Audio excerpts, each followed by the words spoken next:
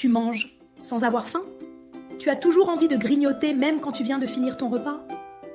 Tu as l'habitude de manger devant la télé ou au bureau? Tu n'es pas la seule à avoir un profil de mangeuse grignoteuse. Cette semaine, si tu as suivi la phase d'observation du challenge Food et Légèreté, tu as pu te rendre compte de ces grignotages fréquents. Tu as sûrement remarqué alors que tu grignotes presque toute la journée, alors que tu ne le savais pas forcément. En tout cas, pas à ce point-là.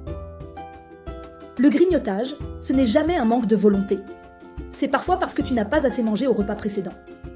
Mais ça peut être aussi une stratégie pour s'occuper, pour être dans l'action, pour combler un vide ou fuir une tâche désagréable. Ton cerveau veut bouger et se sentir occupé, même si ton corps, lui, n'a pas faim.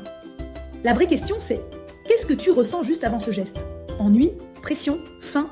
Fatigue? Pose-toi cette question juste avant de grignoter. Ça t'aidera à reprendre le pouvoir sur tes grignotages.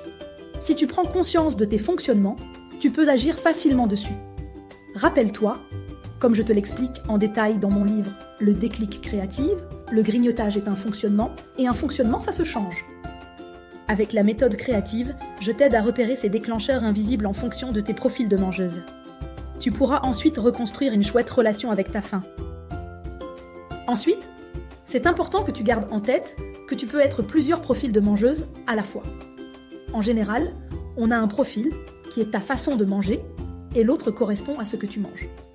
Regarde mes autres vidéos pour découvrir les autres profils de mangeuse et donc te découvrir.